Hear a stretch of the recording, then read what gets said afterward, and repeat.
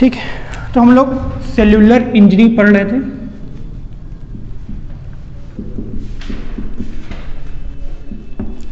Cellular injury पढ़ रहे थे, सेल में डैमेज कैसे कैसे होता है इसके बारे में जान रहे थे कि जब सेल्यूलर इंजरी होती है तो सेल में कैसे कैसे डैमेज हो जाता है। तो सेल्यूलर इंजरी मेनली क्या क्या स्टेप्स हमने पढ़े थे। हमने पढ़ा था कि सेल्यूलर इंजरी का जो मेन कॉज है वो क्या है, हाइपॉक्सिया। हाइपॉक्सिया के माने होते हैं ऑक्सीजन में कमी के होना। ठीक है, जब भी कहीं पे हाइपॉक्सिया होता है यानी कि ऑक्सीजन में कमी होती है तो उसकी वजह से सेल में डैमेज स्टार्ट हो जाता है। सेल में डैमेज मेनली होता क्या है, हाइपॉक्सिया की वजह से। हाइपॉक्सिया की वजह से जो रेस्पायरेशन होता है, सेल का जो रेस्पायरेशन होता है वो स्टॉप हो जाता है, या ये कह लो कि वो चेंज हो जाता है। एरोबिक रेस्पायरेशन जो नॉर्मली होता है वो रेस्पायरेशन बंद हो जाता है। तो तुम ये कह सकते हो कि एरोबिक रेस्पायरेशन जो है सेल का बंद हो जाता है। रेस्पायरेशन के से सेल करता क्या है, सेल रेस्पायरेशन से, अगर यही समझो कि रेस्पायरेशन से सेल क्या करता है, सेल रेस्पायरेशन में ग्लूकोज को तोड़ता है, उसके साथ ऑक्सीजन को मिलाता है और बना लेता है एनर्जी, एटीपी। मेनली सेल जो है रेस्पायरेशन के जरिए यही करता है। इसके अलावा कुछ सब प्रोडक्ट यानी कि साथ में कुछ और चीजें बन जाती हैं जैसे कि पानी और उसके अलावा कार्बन डाइऑक्साइड। ठीक, तो ये मेनली ये करता है। अब रेस्पायरेशन बंद हो गया है, एरोबिक रेस्पायरेशन बंद हो गया है, तो उसकी वजह से यानी कि एटीपी जो है क्या होगा, एटीपी जो है वो कम हो जाएगा। एटीपी कम हो गया, और अगर एटीपी कम हो गया यानी कि सेल की जो एनर्जी है, एनर्जी वो भी डिक्रीज हो गई। सेल के पार पावर यानी कि फ्यूल, सेल के लिए पावर एनर्जी कह लो या इसी को क्या कह सकते हो, फ्यूल, ईंधन।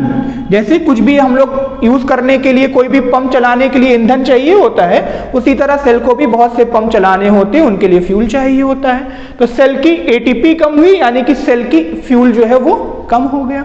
अब सेल के फ्यूल कम हो गया, ये कंडीशन हुई तुम्हारी हाइपॉक्सिया की वजह से। अब इस एटीपी के कम होने की वजह से क्या क्या होता है, अगर एटीपी नहीं होती है तो उसकी वजह से क्या होता है, जो सेल का पंप होता है मेनली, जिसका नाम है सोडियम पोटेशियम पंप, वो पंप जो होता है बंद हो जाता है, वो पंप काम करना बंद कर देगा। अब अगर सोडियम पोटेशियम पंप ने काम करना बंद कर दिया तो उसकी वजह से क्या होगा, नॉर्मली ये पंप करता क्या है, sodium potassium pump, normally sodium potassium pump sodium को सेल से बाहर फेंकता है और पोटेशियम को सेल के अंदर लाता है, ये काम नॉर्मली करता है। अब ये पंप खराब हो गया, ये पंप खराब हो गया यानी कि सेल के अंदर सोडियम ज्यादा हो गया, सोडियम की अमाउंट ज्यादा हो गया। अब एक बच्चे ने सवाल उस दिन किया था कि सोडियम आता कहां से है, तो सोडियम आता कहीं से नहीं है। सोडियम हम लोग जो खाना खाते हैं उसमें जो इलेक्ट्रोलाइट होता है वही सोडियम होता है जो सेल के अंदर होता है। सेल को चाहिए होता है, सेल उसको यूज करता है, लेकिन वो ये चाहता है कि जो फ्री सोडियम है वो हमारे अंदर ना रहे, इसलिए फ्री सोडियम को बाहर फेंका करता है। अब पंप खराब हो गया तो उसकी वजह से सोडियम बढ़ गया। एक रूल है कि जहां जहां सोडियम जाएगा वहां वहां पानी चला जाएगा, H2O चला जाएगा। तो अब सेल के अंदर ये सोडियम का एक्यूमुलेशन स्टार्ट हुआ है यानी कि सोडियम बढ़ने लगा है, तो उसी की वजह से सेल के अंदर पानी भी भरने लगता है।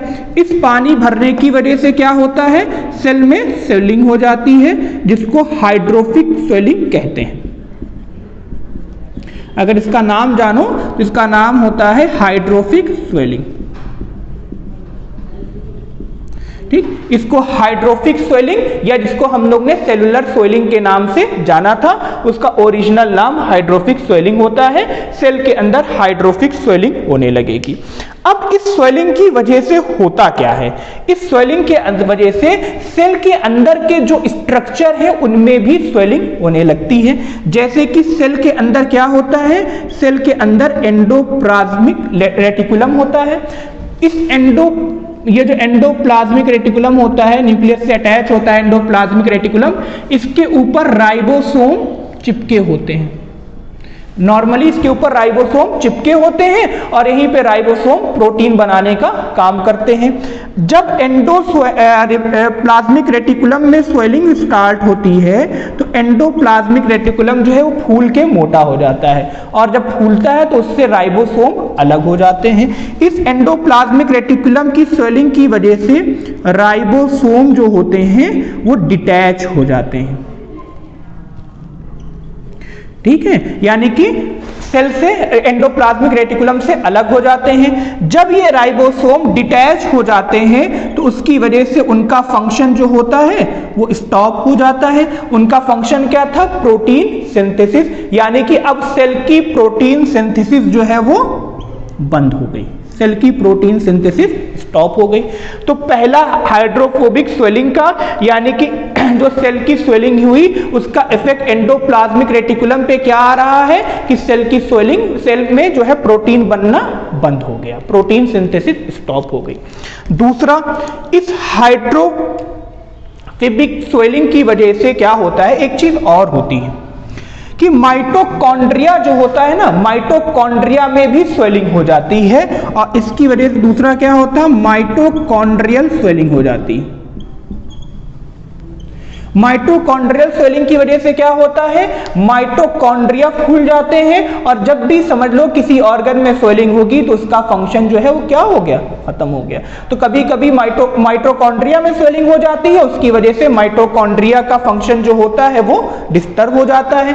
माइटोकॉन्ड्रिया क्या है, powerhouse of the cell, यानी कि सेल की एनर्जी पहले से ही कम थी क्योंकि एटीपी कम बन रहा था। अब दूसरा एक और हो गया कि माइटोकॉन्ड्रिया में स्वेलिंग हो गई, जिसकी वजह से माइटोकॉन्ड्रिया में जो बची कुछ एनर्जी थी वो भी चली गई। अब इसके अलावा जब सेल के पास ऑक्सीजन की कमी होती है तो ऐसे में ऑक्सीजन की कमी में एनएरोबिक रेस्पिरेशन स्टार्ट हो जाता है। एनएरोबिक रेस्पिरेशन स्टार्ट हो जाता है। ऐसा रेस्पिरेशन जो ऑक्सीजन के बिना होता है तो उसको बोलते हैं एनएरोबिक रेस्पिरेशन। जब एनएरोबिक रेस्पिरेशन स्टार्ट होता है तो इस एनएरोबिक रेस्पिरेशन की वजह से बॉडी में क्या बनने लगते हैं, बॉडी में सेल के अंदर क्या बढ़ने लगता है, सेल के अंदर बढ़ने लगता है लैक्टिक एसिड। सेल के अंदर लैक्टिक एसिड बनने लगता है। अब इस लैक्टिक एसिड की वजह से क्या होता है, सेल का पीएच क्या होगा, कम हो जाएगा, क्योंकि अभी एसिड बढ़ रहा है तो सेल का पीएच क्या होगा, सेल का पीएच इस लैक्टिक एसिड की वजह से पीएच सेल का क्या होता है, कम हो जाता है, यानी कि सेल का नेचर एसिडिक हो गया। और एसिडिक नेचर में सेल के अंदर जो के न्यूक्लियस में जो डीएनए मटेरियल है वो क्या होता है, सिकुड़ जाता है, जिसको हमने क्या बताया था, डीएनए क्लंपिंग। ठीक है, तो इस लैक्टिक एसिड की कमी की वजह से क्या हुआ, डीएनए क्लंपिंग हो गई। ठीक, डीएनए क्लंपिंग हो गई। इतनी चीजें हम लोग ने लगभग पढ़ी थी। इसके अलावा सेल के अंदर एक और पंप होता है जिसके बारे में आज हम लोग पढ़ेंगे, उसका नाम है कैल्शियम पंप। ठीक है, इतना स्टेप हो रहा था सेलुलर इंजरी में। उसके अलावा सेल के अंदर एक और पंप होता है जिसका नाम है कैल्शियम पंप। थोड़ा सा बताया था इसके बारे में। कैल्शियम पंप का काम क्या होता है कि सेल के अंदर या तो कैल्शियम जो है वो एंडोप्लाज्मिक रेटिकुलम में स्टोर रहता है, उसके अंदर रहता है, फ्री फॉर्म में कैल्शियम नहीं रहता। फ्री फॉर्म में अगर Ca++, कैल्शियम की वैलेंसी 2 होती है, Ca++ कैल्शियम फ्री फॉर्म में होता है तो सेल उसको बाहर निकाल देता है, क्योंकि फ्री फॉर्म में अगर कैल्शियम रहता है तो ये सेल को डैमेज करता है। तो नॉर्मली फ्री फॉर्म में कैल्शियम नहीं रहता। अब इस ये क्या है, पंप है। पंप है तो इसको भी क्या चाहिए, एनर्जी चाहिए, यानी कि एटीपी चाहिए। अब जब कैल्शियम सेल के पास, पंप के पास एनर्जी ही नहीं बची, तो ये वाला पंप भी क्या होता है, ये पंप भी बेकार हो जाता है। इस पंप का नॉर्मली काम क्या होता है, नॉर्मली इस पंप का काम होता है कैल्शियम प्लस प्लस को सेल के बाहर फेंकना, सेल के बाहर निकाल देना, यानी कि जितना भी सेल के अंदर फ्री कैल्शियम है उसको बाहर कर देना। अब सेल के पास एनर्जी ही नहीं है, यानी कि एटीपी नहीं है, तो उसकी वजह से सेल, ये वाला पंप भी जो होता है सेल का, ये भी बंद हो जाता है। अब सेल का ये पंप बंद हो गया, यानी कि सेल जो है कैल्शियम को बाहर नहीं निकाल पाएगा और सेल के अंदर ही कैल्शियम बढ़ने लगेगा, जमने लगेगा। सेल के अंदर ये कैल्शियम सेल के अंदर जमा होता है और इसके अब सेल के अंदर कैल्शियम जमा होने से होता क्या है, तो कैल्शियम पंप के फेल्योर से क्या होगा, कैल्शियम का डिपोजिशन स्टार्ट हो जाएगा। ठीक है, कैल्शियम सेल के अंदर जमने लगेगा। अब इस जमने से क्या होता है, एंजाइम का एक्टिवेशन हो जाता है। इस जमने की वजह से सेल के अंदर जो सेलुलर एंजाइम्स होते हैं वो उनका एक्टिवेशन हो जाता है। सेल के अंदर नॉर्मली एंजाइम्स पाए जाते हैं, इनका एक्टिवेशन कब होगा, जब सेल के अंदर क्या जमने लगेगा, कैल्शियम जमने लगेगा। अब कौन कौन से एंजाइम्स होते हैं, तो एक होता है न्यूक्लियेज। न्यूक्लियस जैसे कि नाम से लग रहा है, न्यूक्लियस, ये न्यूक्लियस एंजाइम क्या करता है, न्यूक्लियस को डिस्ट्रॉय करने लगता है। ठीक है, न्यूक्लियस का डिस्ट्रक्शन स्टार्ट कर देता है। एक एंजाइम होता है जिसका नाम है फॉस्फोलाइपेज, इसका एक्टिवेशन बहुत वो होता है, फॉस्फोलाइपेज। अब ये फॉस्फोलाइपेज एंजाइम क्या करता है, हमारी जो सेल मेम्ब्रेन होती है वो बनी होती है फॉस्फोलिपिड की, लिपिड की, चर्बी की। ये क्या है, लाइपेज एंजाइम है। लाइपेज यानी कि चर्बी को तोड़ने वाला एंजाइम है। तो ये क्या करता है, सेल मेम्ब्रेन जो है उसका डिस्ट्रक्शन स्टार्ट कर देता है।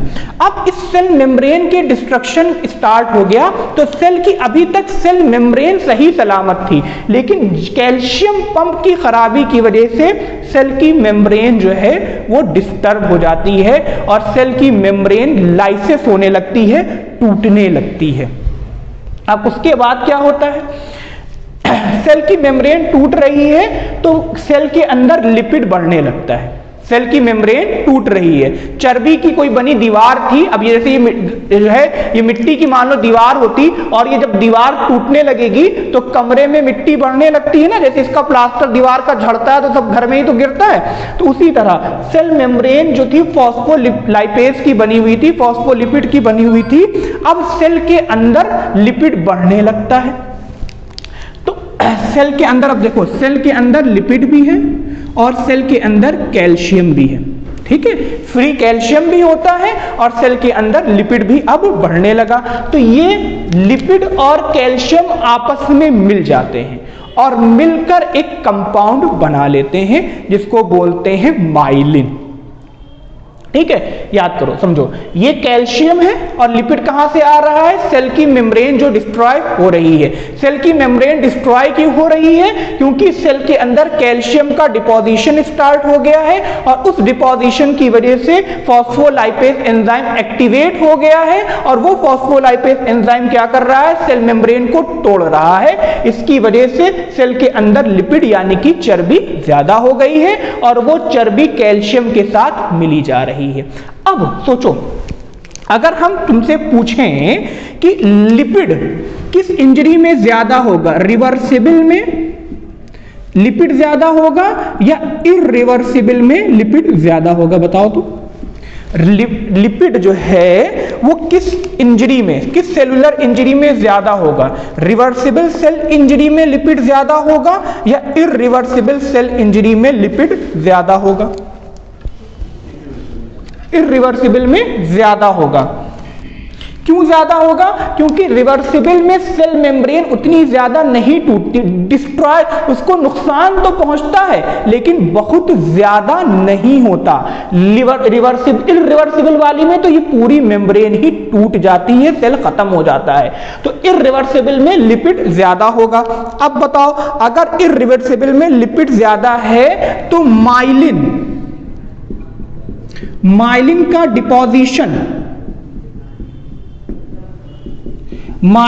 डिपोजिशन जो है वो रिवर्सिबल में ज्यादा होगा या इरिवर्सिबल में ज्यादा होगा? इरिवर्सिबल में माइलिन का डिपोजिशन ज्यादा होगा। ठीक है, क्यों ज्यादा होगा?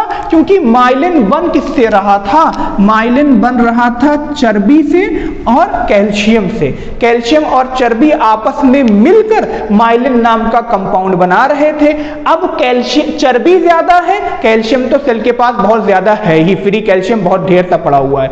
अब सेल के पास अगर चर्बी ज्यादा है तो माइलिन का फॉर्मेशन ज्यादा होगा, यानी कि इरिवर्सिबल में माइलिन ज्यादा मिलता है। तो यही सवाल पूछा जाता है आपके यहां एग्जाम में, और इसे प्रैक्टिकली भी ये चीज काम में आती है कि अगर किसी की सेल की बायोप्सी की जाए और उसमें माइलिन बॉडीज मिल रही हैं या माइलिन डिपोजिशन मिल रहा है लेकिन कम अमाउंट में मिल रहा है, तो इसका मतलब क्या है? सेल डैमेज कैसा हुआ है?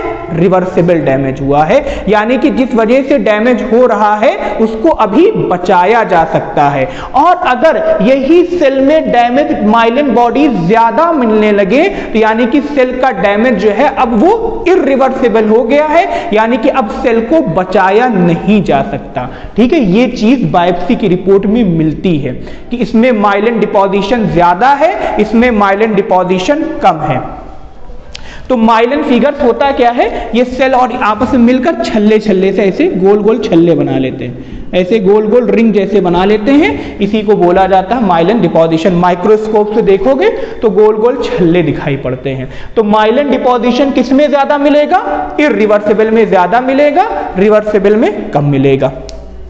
इसके अलावा एक चीज और होती है कि जब माइटोकॉन्ड्रिया में स्वेलिंग हो रही थी, पीछे बताना भूल गए, जब माइटोकॉन्ड्रिया स्वेलअप करता है, जब माइटोकॉन्ड्रिया में स्वेलिंग होती है, माइटोकॉन्ड्रिया फूल जाता है, तो उसका डिस्ट्रक्शन तो स्टार्ट होता ही है, उसका काम तो, फंक्शन जो होता है उसका वो डिक्रीज हो ही जाता है। साथ ही साथ उसमें कुछ इस तरह की एमॉर्फस बॉडीज दिखने लगती हैं, एमॉर्फस बॉडीज दिखने लगती हैं। एमॉर्फस के माने होते ऐसी चीज जिसका कोई फिक्स शेप ना हो। ए माने एब्सेंट कर लो और मॉर्फस माने शक्ल, फेस। ऐसी चीज जिसका कोई फिक्स शेप नहीं होता उसको एमॉर्फस कहते हैं। कभी मान लो इस तरह की बॉडी दिख रही हो सकता है किसी में इस तरह की दिखे, हो सकता है किसी में इस तरह की दिखे। ठीक है, लेकिन कुछ एबनॉर्मल स्ट्रक्चर माइटोकॉन्ड्रिया के अंदर दिखने लगते हैं जिसको एमॉर्फस बॉडीज देखा जाता है। ये एमॉर्फस बॉडीज भी रिवर्सिबल में कम होती हैं, इरिवर्सिबल में ज्यादा होती हैं। अभी तक लास्ट टर्म तक हमने आपको जो चेंजेस बताए थे वो सिर्फ और सिर्फ रिवर्सिबल के बताए थे, जो आपको रिवर्सिबल में ही मिलेंगे। इरिवर्सिबल में वो और आगे बढ़ गए होते हैं तो वो नहीं मिलते। जैसे ब्लेब फॉर्मेशन, वो रिवर्सिबल सेल इंजरी की पहचान है। ठीक है, लेकिन दो पहचान अभी मैं आपको ऐसी बता रहा हूं जो रिवर्सिबल में भी मिलती है, इरिवर्सिबल में भी मिलती है। जैसे माइटोकॉन्ड्रिया के अंदर एमॉर्फस बॉडीज का मिलना, ये रिवर्सिबल में भी मिलेगी, इरिवर्सिबल में भी मिलेगी, लेकिन रिवर्सिबल में कम मिलेगी, इरिवर्सिबल में ज्यादा मिलेगी। दूसरा, माइलिन का डिपोजिशन। माइलिन क्या होता है? लिपिड और कैल्शियम के बना एक कंपाउंड है जो कि सेल वॉल के टूटने से बनता है। क्योंकि सेल वॉल का डिस्ट्रक्शन इरिवर्सिबल सेल इंजरी में ज्यादा होता है, इसीलिए ये चीज भी इरिवर्सिबल सेल इंजरी में आपको ज्यादा मिलेगी, इरिवर्सिबल में मिलती है बहुत कम मिलती है, इसीलिए उसको नेग्लेक्ट कर दिया जाता है। ठीक है, तो ये कैल्शियम पंप होता है जिसके बंद होने की वजह से मेनली एंजाइम का एक्टिवेशन होता है और वो एंजाइम जो है तरह तरह की चीजों को डिस्ट्रॉय करने लगता है। अब बात करते हैं और आगे की। ठीक है, ये दो पॉइंट है, इसको लिख लीजिए, रिवर्सिबल वाले में ही दोनों पॉइंट लिख लीजिए। Irreversible cell injury due to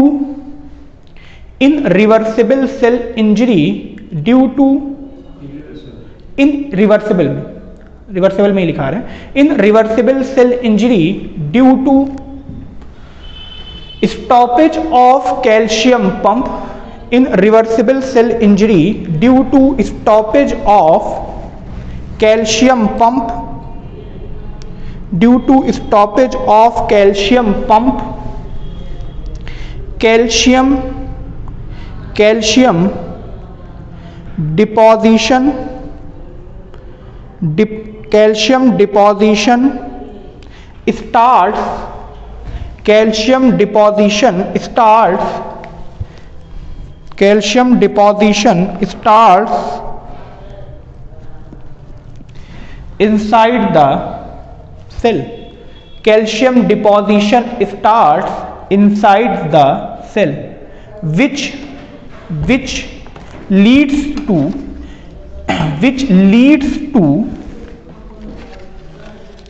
activation of, which leads to activation of many enzymes, which leads to activation of many enzymes, which leads to activation of many enzymes, mainly dash करके लिखिएगा next line से, phospholipase, mainly dash phospholipase which digest the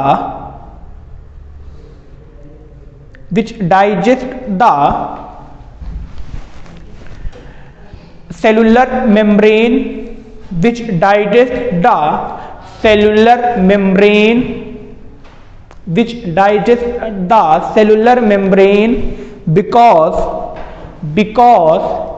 it is made up of, because it is made up of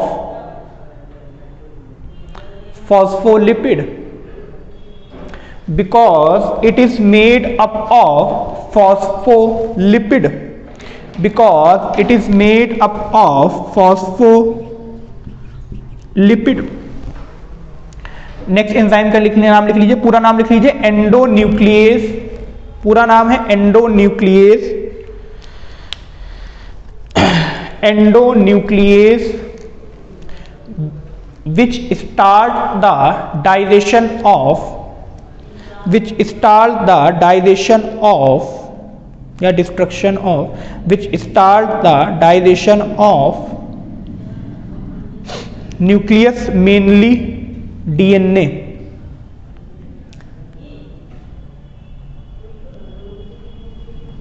next लिख लीजिएगा प्रोटीनिएज, protease.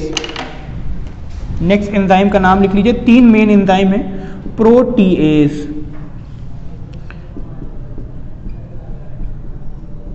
Protease. Next लिख लीजिए protease. This protease enzyme, this protease enzyme start digestion of protein, this protease enzyme starts digestion of protein।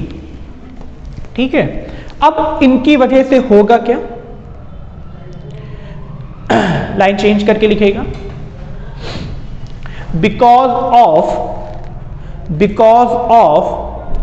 cellular damage, because of cellular damage and because of cellular damage and calcium deposition, cellular membrane damage, उसको सही कर लीजिए, because of cellular membrane damage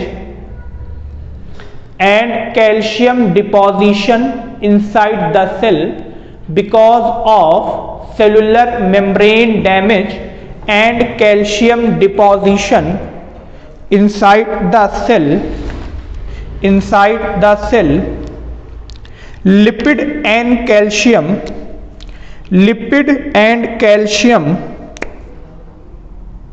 mixed together to form a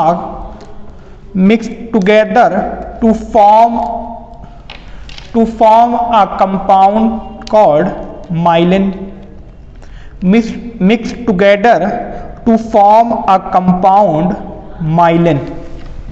to form a compound myelin. Myelin जहां बनाए ना बगल में गोल गोल ऐसी छल्ले बना लीजिएगा जहां माइलिन लिखा है, तो उससे याद रहेगा माइलिन होता कैसा है। ठीक है, ज्यादा लिखने की जरूरत नहीं। ठीक, फिर लाइन चेंज करके लिखिएगा, due to cellular swelling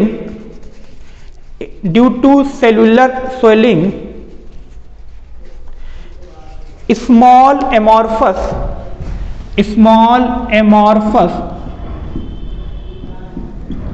due to cellular swelling small amorphous densities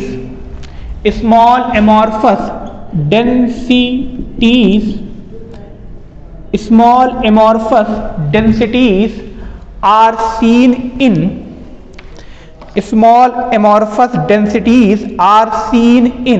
mitochondria. Small amorphous densities are seen in mitochondria. ठीक है, देखो इसमें ये जो डेंसिटीज हैं, डेंसिटीज माने होता है कोई भी घनी चीज, गहरी चीज, इसमें जो ये गहरी अननोन शेप की चीजें हैं ये छोटी छोटी हैं। जब यही इर्रिवर्सिबल सेल इंजरी होती है तो यही जो होती हैं वो बड़ी बड़ी हो जाती हैं। तो लार्ज एमॉर्फस डेंसिटीज कहां मिलेंगी? इर्रिवर्सिबल में। रिवर्सिबल में कैसी मिलेंगी? छोटी मिलेंगी। ठीक है, तो एक नीचे लिखिएगा, both amorphous densities and myelin figure, both amorphous densities and myelin figure found in reversible and irreversible cellular injury. Both myelin figure and amorphous densities found in reversible and irreversible cellular injury, but in case of reversible cellular injury,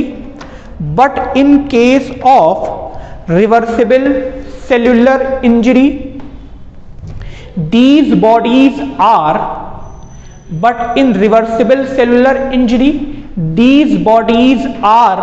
present in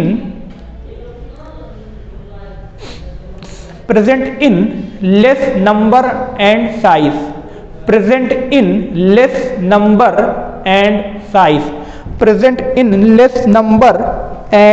size, as compared to irreversible cellular injury,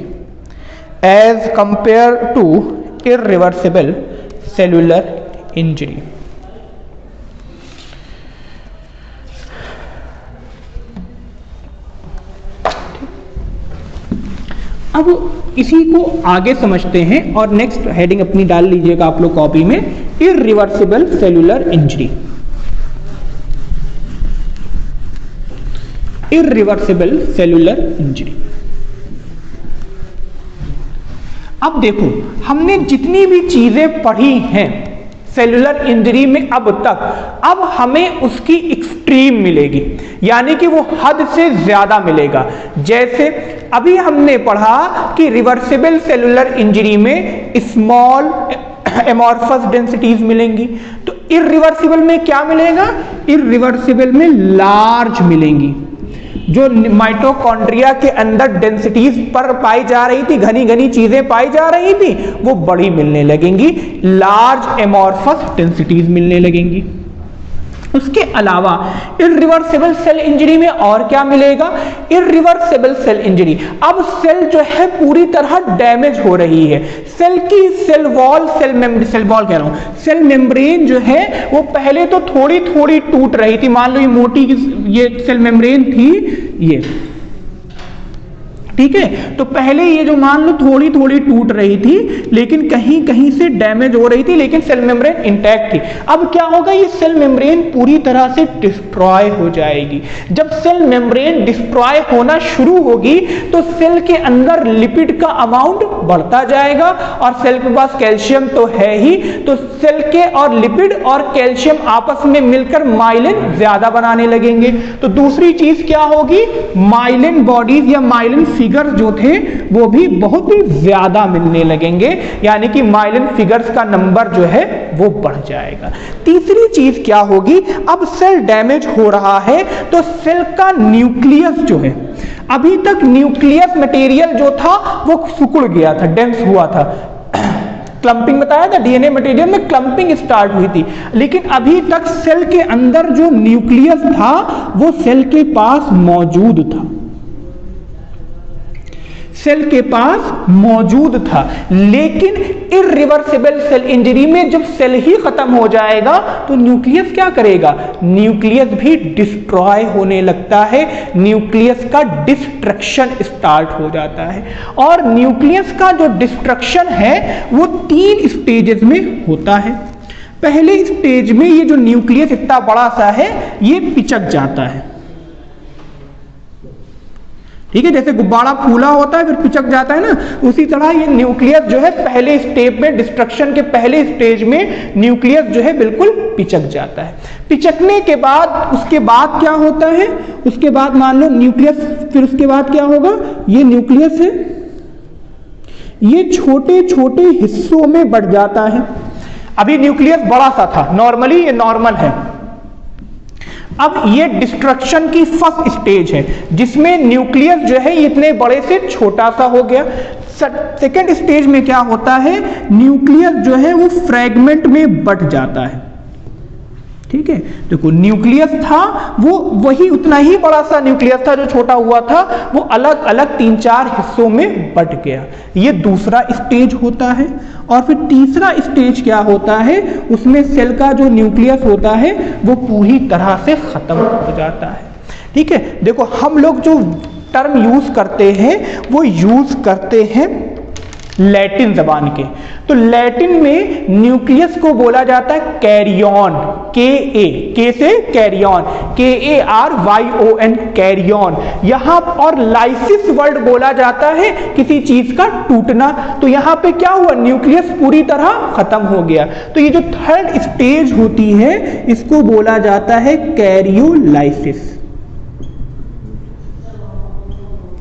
कैरियोलाइसिस, यानी कि nucleus जो है पूरी तरह से टूट गया। ये इसमें न्यूक्लियस जो था बड़ा से छोटा सा पिचक गया था, तो इसको बोलते हैं पिक्नोसिस,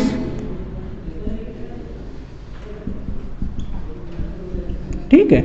पी से याद रखो, पी से पिक्नोसिस और पी से जो है न्यूक्लियस का पिचक जाना। उसके बाद दूसरा होता है कैरियोरेक्सिस, ये सेकेंड स्टेज का नाम होता है कैरियोरेक्सिस। कैरियोरेक्सिस में क्या होता है, न्यूक्लियस जो होता है वो फ्रेगमेंट में टूट जाता है। तो ये बहुत इंपॉर्टेंट है, इरिवर्सिबल सेल इंजरी में न्यूक्लियस का डिस्ट्रक्शन होता है, लेकिन कैसे होता है, 3 स्टेजेस में होता है। नॉर्मल से न्यूक्लियस पहले पिक्नोसिस होगी, यानी कि न्यूक्लियस जो है वो श्रिंक करेगा। दूसरा, न्यूक्लियस जो है कई हिस्सों में, कई फ्रेगमेंट में डिवाइड हो जाएगा, फ्रेगमेंटेशन होगा, जिस स्टेप को हम लोग बोलते हैं क्या, कैरियोरेक्सिस। और तीसरी स्टेज और लास्ट स्टेज न्यूक्लियस डिस्ट्रक्शन की होती है कि न्यूक्लियस पूरी तरह से डिस्ट्रॉय हो जाता है और जिसको हम लोग बोलते हैं कैरियोलाइसिस, ठीक है। रेक्सिस फ्रेगमेंट में टूटना न्यूक्लियस का, कैरियोलाइसिस न्यूक्लियस का डिस्ट्रॉय हो जाना, और पिक्नोसिस को याद कर लो, पिचक जाता है न्यूक्लियस जो है बिल्कुल पिचक के छोटा सा हो जाता है। तो ये फिगर जो है बना लेना, ठीक है, ये तीनों फिगर बना लेना। ये पहली स्टेज है, ये दूसरी स्टेज है, वो तीसरी स्टेज है। पहले वाला जो बना है वो नॉर्मल है, इसमें जो है न्यूक्लियस का कंडेंसेशन होता है, अभी लिखवा देंगे आगे, खैर फिर भी कंडेंस हो जाता है, कंडेंस हो जाता है यानी कि सिकुड़ जाता है। इसमें क्या हो जाता है, फ्रेगमेंट में डिवाइड हो जाता है, फ्रेगमेंट कह रहा हूं, फ्रेगमेंट में डिवाइड हो जाता है। इसमें क्या हो जाता है, पूरी तरह से डिस्ट्रॉय हो जाता है।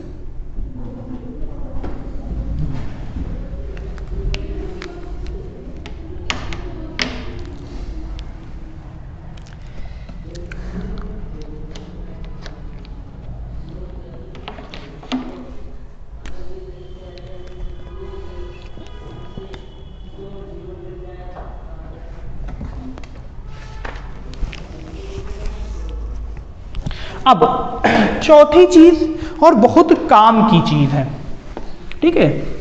चौथा स्टेप जो है इसका, चौथी चीज हमें इरिवर्सिबल सेलुलर इंजरी में दिखाई पड़ती है, वो बहुत काम की है और वही सबसे ज्यादा काम आती है।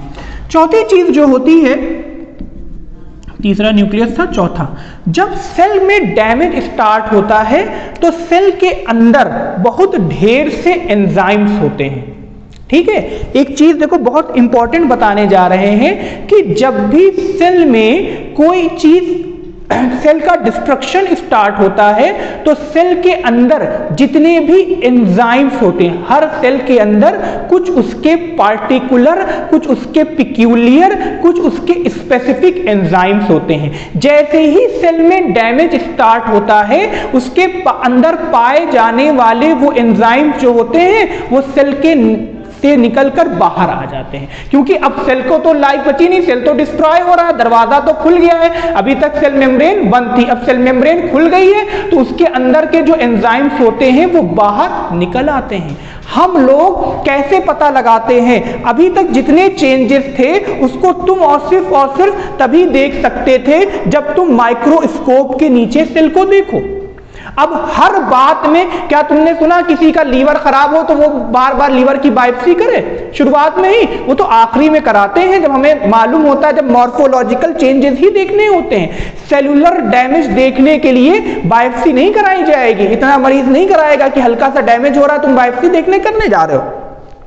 तो ये चेंजेस हमें मालूम कैसे होता है कि लीवर की बीमारी है, ठीक है। जब भी कोई सेल डैमेज होता है तो उसके अंदर जो एंजाइम्स भरे होते हैं वो रिलीज हो जाते हैं और वो चले जाते हैं खून में, ठीक है। याद कर लो, जब भी कोई सेल डैमेज होगा उसके अंदर जो भी चीज है वो निकल जाएगी खून में। बॉडी से एक चीज और दूसरी चीज, बदन से जो चीज एक्सक्रीट नहीं हो पाएगी वो वापस चली जाएगी खून में। जैसे किडनी जब खराब हो जाती है तो ब्लड में यूरिया और क्रिएटिनिन का लेवल बढ़ने लगता है। क्यों बढ़ने लगता है? क्योंकि यूरिया और क्रिएटिनिन नॉर्मली पेशाब के जरिए बाहर निकल जाते थे, अब किडनी खराब हो गई है तो उनको बाहर नहीं निकाल पा रही है तो वो वापस भेज देगी जहां से आया था, खून से आया था, खून में वापस भेज देगी। तो ये चीज ध्यान कर लो कि कोई भी चीज जो एक्सक्रीटरी मटेरियल था, जो बदन से बाहर निकल जाना चाहिए था, अगर वो बाहर नहीं निकल पा रहा है तो वो तुम्हें कहां मिलेगा? ब्लड में ज्यादा मिलेगा। दूसरी चीज यहां पे बता रहे हैं कि जब भी सेल में डैमेज स्टार्ट होता है तो हर सेल के अंदर कुछ उसके पिक्यूलियर एंजाइम्स होते हैं, वो एंजाइम्स रिलीज हो जाते हैं और वो एंजाइम्स रिलीज होके जाएंगे कहां? खून, ब्लड में, ठीक है। कुछ भी उल्टा सीधा आएगा तो वो सीधे ब्लड में आपको मिलेगा। इसीलिए जब हम लोग ब्लड की रिपोर्ट कराते हैं, कभी सोचा कि हम खून की जांच कराते हैं और खून की जांच से बता देते हैं कि तुम्हारा लीवर खराब हो रहा है, तुम्हारा लीवर इतने % काम कर रहा है। हम लोग खून की जांच कराते हैं, बता देते हैं कि तुम्हारे दिल के जो सेल हैं वो मर गए हैं, मायोकार्डियल इंफाक्शन तुम्हें हो गया है, तुम्हें हार्ट अटैक पड़ा था, हमने दिल की कोई जांच नहीं करी, हमने खून की जांच करी। ये होता कैसे है? जैसे एक एंजाइम्स के बारे में तुमने सुना होगा, SGPT, SGOT, अक्सर रिपोर्ट में देखोगे लीवर वाले में रहेगा। ये क्या होते हैं? ये भी स्पेसिफिक टाइप के एंजाइम्स हैं जो कई जगह पाए जाते हैं, मेनली लीवर सेल में पाए जाते हैं। जब लीवर सेल का डिस्ट्रक्शन स्टार्ट होता है तो ये कहां बढ़े मिलेंगे? खून में। हम लोग इनका लेवल ब्लड में देख लें, अगर ब्लड में ये ज्यादा अमाउंट में पाए जा रहे हैं तो इसका मतलब है कि लीवर सेल डैमेज हो रहा है। इसी तरह एक टेस्ट होता है जिसको बोलते हैं cardiac troponin T, cardiac troponin T, ठीक है।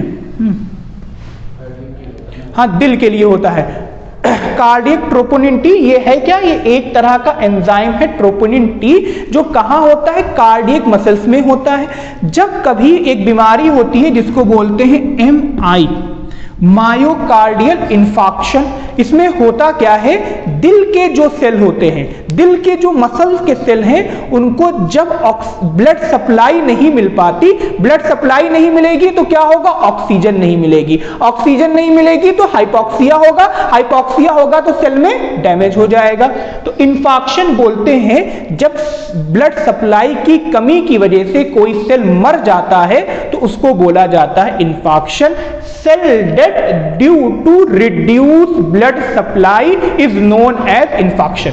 अब मायोकार्डियल यानी कि दिल की 3 लेयर होती है ना, एक होती अंदर वाली जिसको एंडोकार्डियम, कार्डियम माने दिल, एंडो माने अंदर, पेरिकार्डियम, पेरिकार्डियम चारों तरफ से बाहर की तरफ, बाहर वाली पेरिकार्डियम, और बीच वाली जो मोटी लेयर होती है उसको बोलते हैं मायोकार्डियम।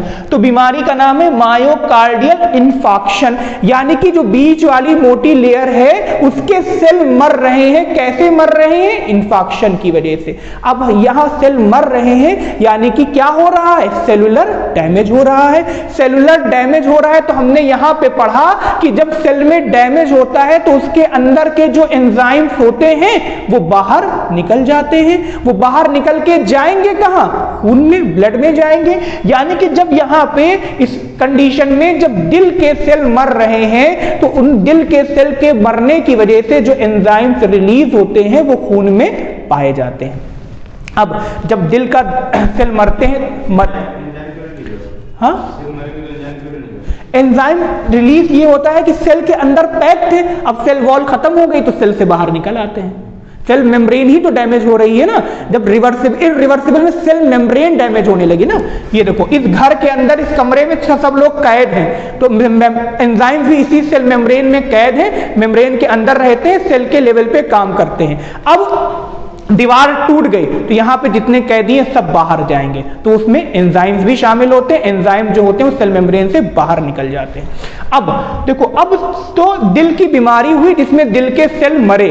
अब दिल के सेल जब मरते हैं तो मरीज को दर्द होता है जिसको बोलते हैं क्या, एंजाइना।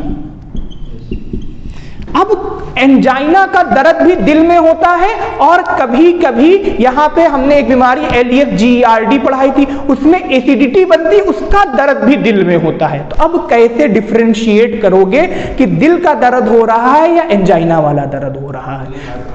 तो अब दोनों में ही यहां पे सीने में दर्द हो रहा है। तो अगर लेकिन दर्द दिल के खराब होने की वजह से हो रहा होगा, यानी कि मायोकार्डियल सेल के मरने की वजह से हो रहा होगा, तो जब सेल मरेगा तो उसके अंदर के जो एंजाइम्स होंगे वो रिलीज होके ब्लड में आएंगे।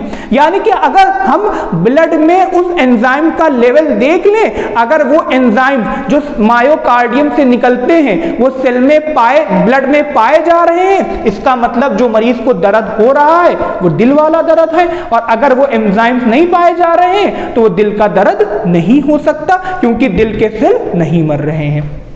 तो एक टेस्ट होता है जिसको बोलते हैं ट्रॉप्टी, बहुत सुनोगे ट्रॉप्टी, इसको शॉर्ट में कार्डियक ट्रोपोनिन टी इस तरह से लिखा जाता है, शॉर्ट में CTN टी इस तरह से लिखते हैं। Cardiac troponin, cardiac troponin, small T और एन, ट्रोपोनिन और टी, कार्डियक ट्रोपोनिन टी। इसकी जैसे प्रेगनेंसी चेक करने की किट आती है उसी तरह इसकी किट आती है। मरीज का खून डालो, बता देगा कि ट्रोपोनिन टी है उसमें कि नहीं है। ठीक है, बहुत सी तरीके होते हैं, उसमें हम लोग देख लेते हैं ट्रोपोनिन टी। अगर अक्सर किसी इमरजेंसी में ड्यूटी करोगे तो सुनोगे उसका ट्रॉप्टी निगेटिव है, ट्रॉप्टी पॉजिटिव है। तो ट्रॉप्टी निगेटिव है यानी कि खून में एंजाइम नहीं है, यानी कि मरीज दिल का नहीं है, उसके दिल में सेल मर नहीं रहे। कोई और बीमारी हो सकती है लेकिन दिल के सेल अभी नहीं मर रहे हैं। तो देखो, हमने सेलुलर डैमेज को कैसे पता लगा रहे हैं, खून से, यानी कि ब्लड के जरिए। ये ब्लड में हमें मार्क करे दे रहे हैं, बीमारी के बारे में बता रहे हैं। कौन है ये, एंजाइम्स हैं। तो इन एंजाइम को बोला जाता है, इन एंजाइम के जो जांचें होती हैं इसको बोलते हैं एंजाइम मार्कर। क्या बोलते हैं इसको, एंजाइम मार्कर। एंजाइम मार्कर क्या होते हैं? एंजाइम मार्कर कुछ नहीं होते हैं, सेल्स के अंदर पाए जाने वाले एंजाइम होते हैं जो सेल के डिस्ट्रक्शन की वजह से रिलीज होकर खून में पहुंच जाते हैं और हम उनको पकड़ के उनके लेवल को जांच करके हम बीमारी बता देते हैं कि बीमारी कहां पे हो रही है। इसी तरह SGPT, SGOT ये लीवर में पाया जाता है। अगर किसी के अंदर ये बढ़ा हुआ है तो इससे हम लोग समझ जाते हैं कि लीवर में डिस्ट्रक्शन है। इसी तरह एक प्रोटीन एक और होता है AFP, ठीक है, अल्फा फाइनोप्रोटीन, ये भी जहां पाया जाएगा ये भी लीवर में पाया जाता है। जब भी ये भी मिलने लगे तो इसका मतलब है लीवर का सेल का डिस्ट्रक्शन स्टार्ट हो गया है। एक और होता है जिसको बोलते हैं CKMB, ये भी एक तरह का एंजाइम है जो दिल में पाया जाता है। अगर ये भी मिलने लगा तो इसका मतलब दिल का ही डैमेज है। तो ये बहुत से, जब भी सेलुलर डैमेज होता है, सेल की सेल मेम्ब्रेन डैमेज होती है, तो उसकी वजह से बहुत से एंजाइम जो होते हैं वो रिलीज होके ब्लड में आ जाते हैं। ये चौथा चेंज होता है। और पांचवा और आखिरी चेंज होता है कि पूरी मेम्ब्रेन जो है वो डिस्ट्रॉय हो जाती है। लास्ट चेंज होता है कि सेल्यूलर मेम्ब्रेन जो होती है वो पूरी तरह से डिस्ट्रॉय हो जाती है। ठीक है, यही 5 चेंजेस हैं जो cell membrane irreversible cellular injury में पाए जाते हैं। क्या क्या? लार्ज एमॉर्फस डेंसिटीज मिलने लगेंगी जो कहाँ मिलती है? माइटोकॉन्ड्रिया में। याद रखना, एमॉर्फस डेंसिटीज बड़ी बड़ी मिलने लगेंगी माइटोकॉन्ड्रिया के अंदर। उसके अलावा क्या मिलेगा? माइलिन फिगर जो है वो ज्यादा नंबर में मिलने लगेंगे। कैसे बनते हैं? कैल्शियम और लिपिड की वजह से बनते हैं। दूसरी चीज क्या होगा कि न्यूक्लियस जो है वो डिस्ट्रॉय होने लगेगा। न्यूक्लियस का डिस्ट्रक्शन कितने स्टेप में होता है? 3 स्टेप में। पहले वाले को क्या बोलते हैं? पिक्नोसिस। पिक्नोसिस में क्या होगा? पिचक जाएगा। पी से पिक्नोसिस, पी से पिचक जाना, याद कर लो, पिक्नोसिस होगा। दूसरा क्या होता है? कैरियोरेक्सिस होता है, जिसमें क्या होता है? न्यूक्लियस जो है वो फ्रेगमेंट में डिवाइड हो जाता है। और तीसरा स्टेप क्या होता है? कैरियोलाइसिस, जिसमें न्यूक्लियस पूरी तरह से डिस्ट्रॉय हो जाता है। उसके बाद क्या होता है? सेल मेम्ब्रेन डैमेज हो रही है, तो इसकी वजह से एंजाइम्स रिलीज हो जाते हैं और एंजाइम रिलीज होके कहां मिलेंगे? ब्लड में मिलेंगे। और पांचवा और लास्ट स्टेप क्या होता है कि सेल मेम्ब्रेन डिस्ट्रॉय हो जाती है और इसी की वजह से सेल की डेथ हो जाती है। ठीक है, सेल जो है आखिर में मर जाता है। इन्हीं आखिर में डैमेज हो गई, इन्हीं सब वजहों के आखिर क्या है? Cell death. सेल मेम्ब्रेन में इर्रिवर्सिबल सेलुलर इंजरी में जितने भी चीजें पाई जा रही है, नाम से है इर्रिवर्सिबल। ठीक है, अब सेल दोबारा ठीक नहीं हो सकती। हां, अगर किसी सेल में ब्लेब फॉर्मेशन हो रहा है, ये ब्लेब फॉर्मेशन किसका स्टेप था? ब्लेब फॉर्मेशन रिवर्सिबल सेल इंजरी का स्टेप था, जिसमें सेल जो थी फूल जा रही थी जगह जगह की वजह से। ब्लेब फॉर्मेशन होता क्यों है? हाइड्रोफिक स्वेलिंग की वजह से। बताया था कल कि सेलुलर स्वेलिंग की वजह से सेल कभी कभी किनारे किनारे से फूल जाती है, जिसको बोलते हैं ब्लेब फॉर्मेशन या हाइड्रोफिक स्वेलिंग। तो इस हाइड्रोफिक स्वेलिंग, अगर कोई सवाल पूछे कि सेल के अंदर ब्लेब मिल रहा है, क्या सेल नॉर्मल हो सकता है? बताओ जवाब। क्यों नहीं हो सकता? देखो, ब्लेब फॉर्मेशन रिवर्सिबल सेल इंजरी में मिलता है और रिवर्सिबल में जितनी चीजें हैं वो रिवर्सिबल है, वापस हट जाएंगी। ठीक है, अगर रिवर्सिबल सेल इंजरी में मिल रहा है तो रिवर्सिबल में जितनी चीजें हैं वो वापस से ठीक हो जाएंगी। तो ब्लेब मिलता है रिवर्सिबल में, तो ये ठीक हो सकता है। रिवर्सिबल में जितने चेंजेस हैं वो बैक टू नॉर्मल हो